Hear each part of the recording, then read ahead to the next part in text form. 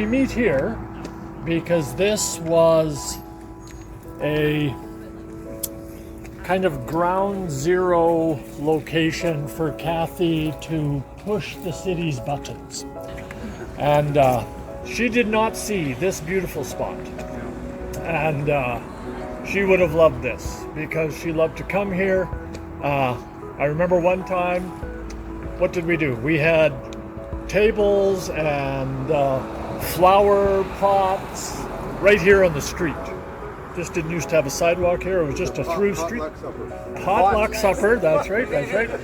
And so we just sort of blocked this little block off and made it look nice. And so this is decades in the making. And I have to say that the city did a good job of this. Yeah, it took too long. It took too long, but they did a really good job. So we are appreciative of that. It's a gorgeous place. Of course, Delish is lovely as well. And they are very cyclists friendly. And so we appreciate that as well.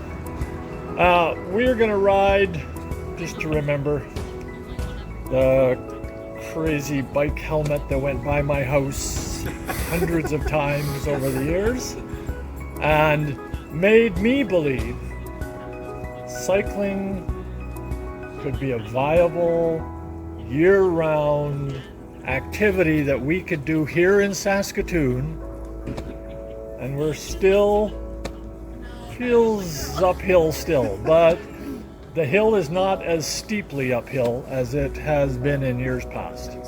And so every year when we do this ride, we celebrate the fact that Cathy would not be stopped.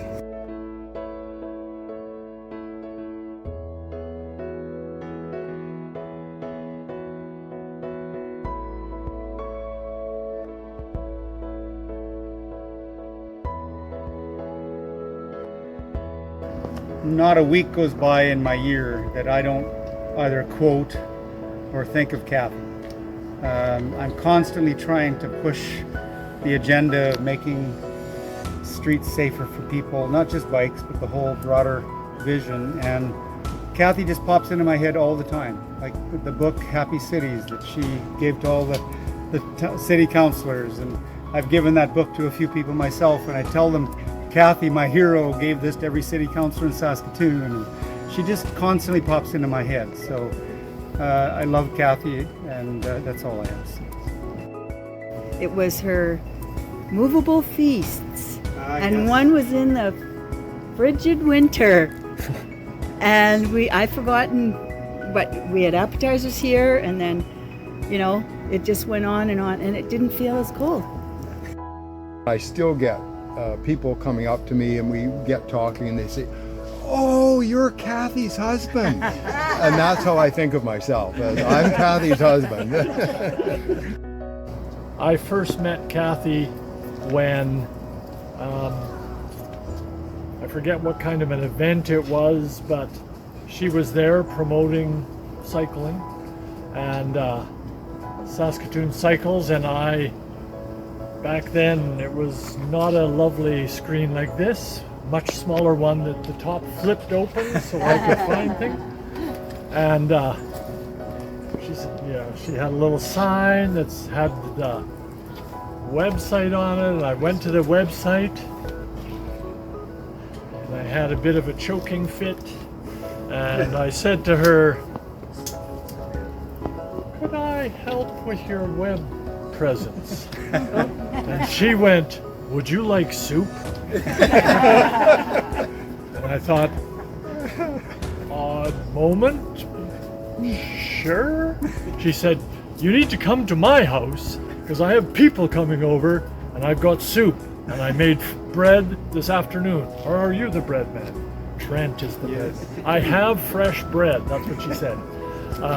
So come to my house for soup. And I went, okay, I guess I'll do that. Well, I ate a decent number of bowls of soup with Cathy Watts over the years because that was one of her great gifts, was the gathering of people around cause. And one of the things I miss most about her was just that she would just find people and bring them into a room and feed them, and the tension would just drop. And so I miss her often. It must have been maybe 7 or 8 years ago. I had heard about Cathy through maybe a Saskatoon Cycles AGM or something, and I think she may have been, her granddaughter may have been at that meeting as well. Not sure how I would have known that her granddaughter was connected to her. I'm not sure, but I got connected with Cathy and asked if she and her granddaughter would come visit my Girl Guides group. We were talking about advocacy and what that means and who is an advocate and what do people advocate for. And she was just delighted to come with her bike to our meeting and share about what it means to look out for others and be an advocate, particularly with cycling. And so, yeah, that's a memory I have. That was Cathy. She genuinely wanted the kids' voice. Like she wasn't even asking me. She'd just tell me, like, bring your students, bring your own kids. Like, she wanted to hear from them and how this, if we call ourselves a movement, how they need to be part of that movement.